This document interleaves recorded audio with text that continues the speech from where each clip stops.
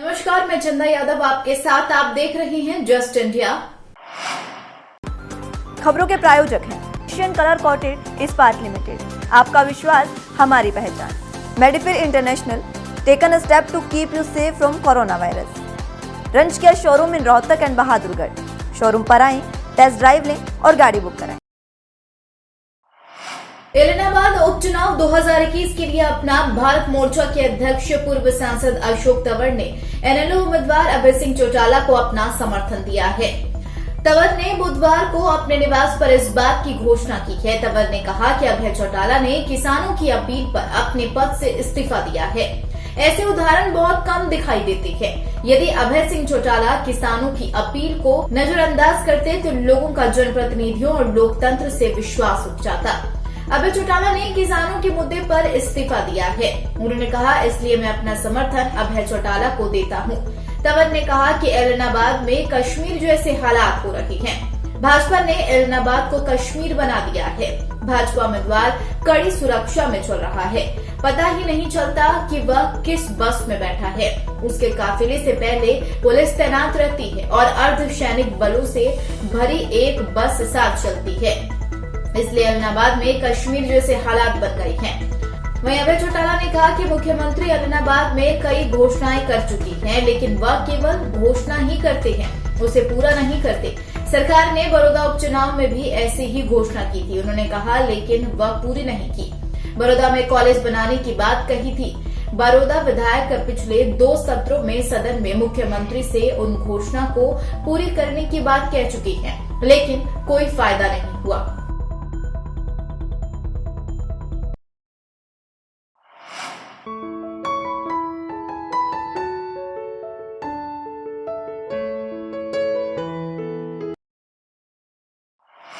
इलाहाबाद उपचुनाव में वोटिंग के लिए आखिरी दिन बचे हैं। CM Manohar Lal, deputy CM Dushyant Chautala की एंट्री के बाद प्रचार तेज दिखा है। भारी सुरक्षा के बीच सही, लेकिन सीएम डिप्टी सीएम ने इलाहाबाद में सभाएं भी की और वीरवार शुक्रवार को प्रचार अपने चरम पर देखा गया। इलाहाबाद उपचुनाव में वोटिंग के लिए आखिरी दिन बचे हैं। CM Manohar Lal, deputy CM Dushyant Chautala की एंट्री के बाद लगातार कई प्रचार देखने को मिले हैं। दरअसल आपको बता दें, 30 अक्टूबर को इलाहाबाद उपचुनाव के लिए मतदान होना है और चुनाव प्रचार का आज आखिरी दिन था, जिसको लेकर तमाम पार्टियां जोरों शोरों से प्रचार प्रसार करती हुई नजर आई। तमाम पार्टियों का शक्ति प्रदर्शन भी देखा गया। वहीं कल और आज काफी महत्वपूर्ण रहा, जिसमें तमाम सियासी पार्टियां पूरा जोर लगाती हुई नजर आई। सीएम डिप्टी सीएम चुनाव प्रचार में भी कूदते हुए नजर आए। वहीं बीजेपी प्रदेश अध्यक्ष ओम प्रकाश धनखड़ समेत सरकार के तमाम मंत्री और कई विधायक समेत बड़े बड़े नेताओं ने बीजेपी कैंडिडेट के पक्ष में पूरा जोर लगाया। वहीं कांग्रेस की तरफ से बात की जाए तो नेता प्रतिपक्ष भूपेंद्र हुड्डा, प्रदेश अध्यक्ष कुमारी शैलजा, सांसद दीपेंद्र हुड्डा समेत कई कांग्रेसी दिग्गज नेताओं ने पार्टी के लिए जोरों शोरों से प्रचार प्रसार किया।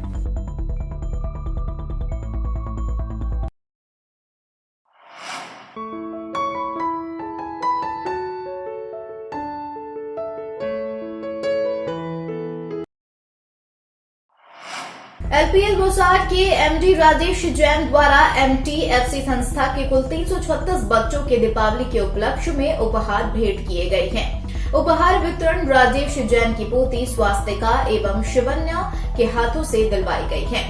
राजेश जैन प्रत्येक वर्ष विभिन्न सामाजिक संस्थाओं के बच्चों को उपहार भेंट करते हैं ताकि कोई भी घर दिवाली से महरूम न रहे।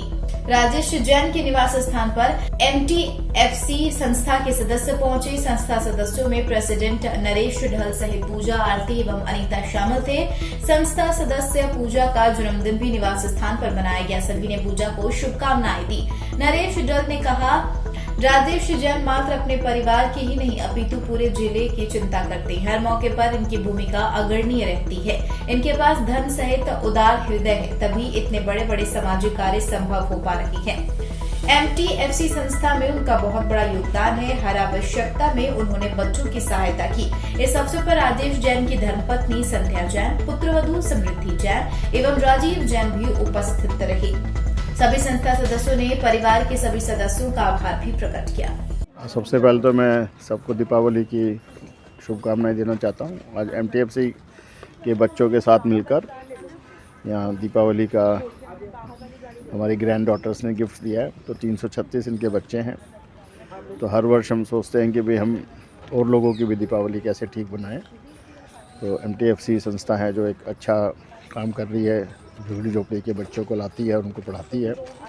तो हम भी ये समझते हैं कि भाई हमारा फ़र्ज़ है कि हम भी उनको कुछ, कि उनकी भी दीपावली अच्छी बने। तो मैं अपने ग्रैंड चिल्ड्रन, ग्रैंड डॉटर्स को के माध्यम से उनको ये देता हूँ कि ताकि उनमें ये भावना रहे कि भाई हरदम हमने दूसरों के लिए जीना है। और ये हर वर्ष ही आते हैं। और अभी सबको दीपावली, भैया दूज, गोवर्धन पूजा और इसी महीने तो बल्कि गुरु नानक देव का भी बर्थडे होता है। तो सबकी बहुत बहुत शुभकामनाएं। और ये दीपावली सबके घर में सुख, शांति, समृद्धि और धन भी लाए। और सब आप लोग अपना कोरोना का ध्यान रखते हुए दीपावली बनाएं और हो सके तो कम से कम पटाखों का उपयोग करें और ग्रीन दीपावली बनाएं। और जैसा कि प्रधानमंत्री जी ने कहा है कि इंडिया की बनी ही चीज़ें का उपयोग करें।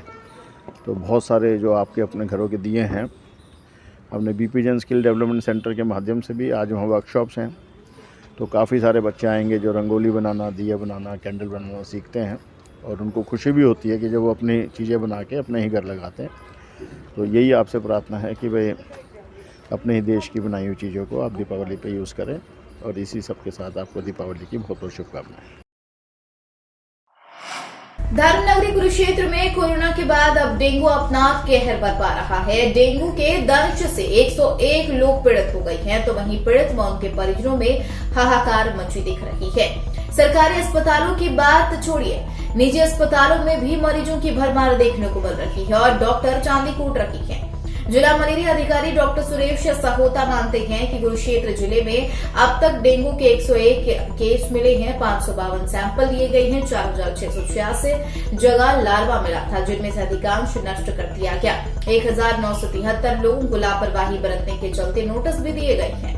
उन्होंने कहा कि विभाग हाई अलर्ट पर है। लोगों को सलाह देते हुए उन्होंने पूरी बाजू के कपड़े पहनने व घर के अंदर और आसपास पानी इकट्ठा न होने की अपील की है।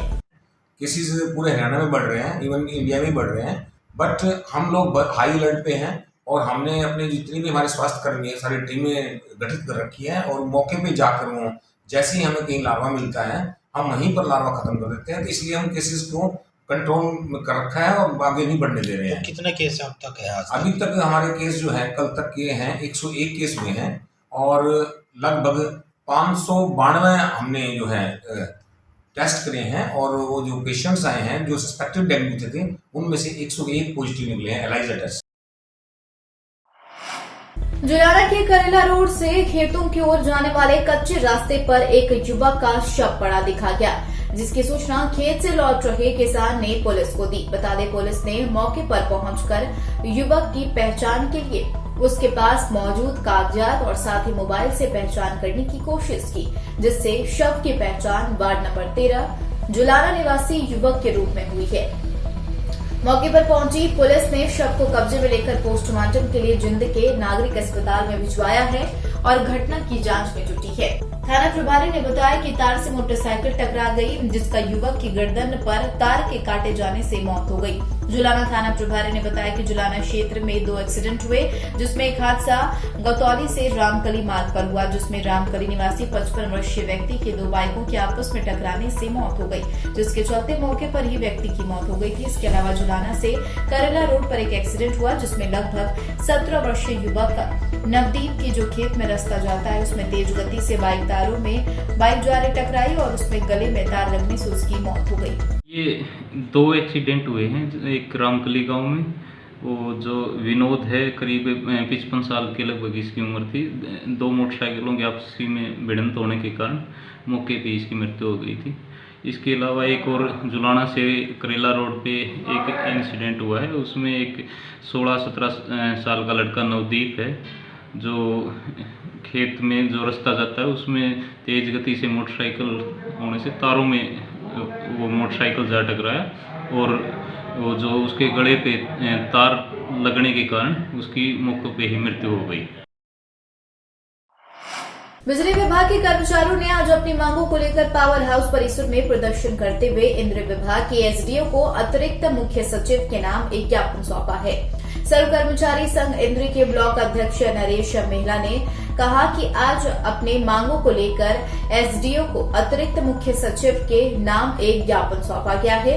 हमारी मुख्य मांग है कि 2021 बिल को रद्द किया जाए, वहीं कच्चे कर्मचारियों को पक्का किया जाए, सरकारी विभागों में नियमित भर्ती की जाए। उन्होंने कहा कि एएसआई की सेवा को वेतन की सीमा से न जोड़ा जाए, पुरानी पेंशन पॉलिसी को बहाल किया जाए, निगमों के हर प्रकार के कार्य ठेके पर देने के बजाय स्वयं निगमों के द्वारा दिया जाए, बिजली के बढ़े हुए ढांचे वर्कलोड लाइनों की लंबाई के अनुसार नए पद पर नियमित भर्ती की जाए। वहीं आदि मांगों को लेकर उन्होंने ज्ञापन सौंपा।